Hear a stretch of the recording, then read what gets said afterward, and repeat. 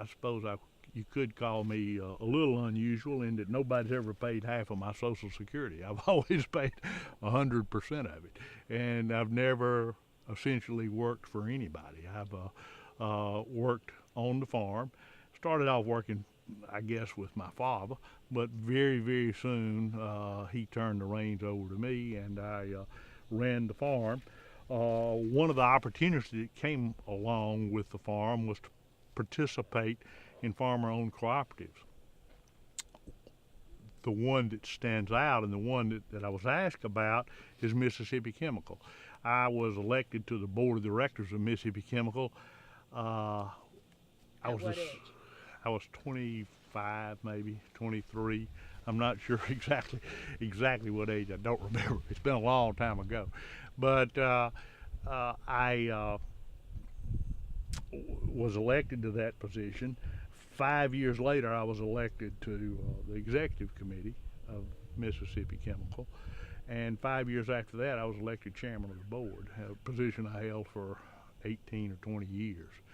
Uh, Mississippi Chemical transformed while I was chairman of the board from a farmer-owned cooperative to a for-profit company that was traded on the New York Stock Exchange. Uh, Everybody that's ever been associated with cooperatives understands and knows that mature cooperatives are a very difficult thing to manage because of while when a cooperative is started, there's usually a laser focus, and every single uh, member of that cooperative has exactly the same desires, whether it be cheap fertilizer markets for milk or dairy products, almonds, other agricultural interests, raisins, uh, orange juice. The cooperatives typically serve a very precise need at the time.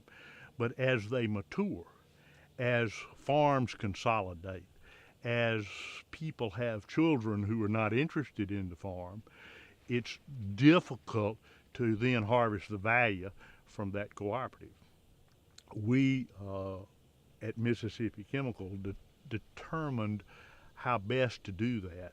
And I don't know if we determined how best to do it. We determined a way that worked very well to transform the value of that company from a very undervalued company to a company that was appropriately valued at the time.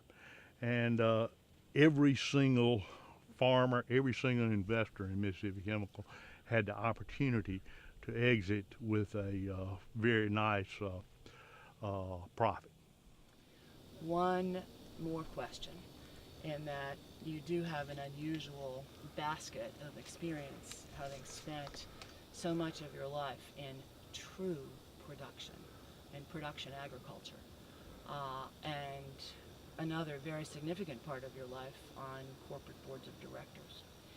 You, as I understand it, focus on risk mitigation in your farming operation. Tell me how farming translates into the boardroom. Well, I think I've made my living on the farm and survived uh, because we have a philosophy that says we'll never lose money, and which is sort of we swing for singles. We don't really swing for the fence. We don't flip flop from one commodity to another. We invest our money. We invest our money wisely in infrastructure, whether that be cotton harvesting equipment, ginning equipment, warehouses, and we have uh, never really made an awful lot of money farming, but it's been a good platform for trading and for educating me to the opportunities available outside of the farm, whether that be through cooperatives, through the Mississippi Farm Bureau, through the National Cotton Council. Uh, those opportunities for leadership have have presented themselves because of cotton farming. How does that transfer into the corporate board? Uh, I think it does very, very well. There are a couple of really good training grounds, I believe, for corporate directors. I believe the best is a farm. Another is the military, the U.S. military. But on a farm, you deal with a different set of problems every day. You don't know whether it's going to rain, whether it's going to not rain. You don't know whether you're going to have a windstorm or a hailstorm. You don't know exactly what you have to do. It is a very dynamic, agriculture is a very dynamic situation that trains individuals to balance many balls at one time. I remember sitting in a board of directors where I'd just become the CEO of a publicly traded company, and I sat down, and I'm a cotton farmer. There are PhD chemists there. There are attorneys there. There are CPAs keeping the books. And the presentations made at my conference table, and immediately at the end of the presentation, every eye turned to me.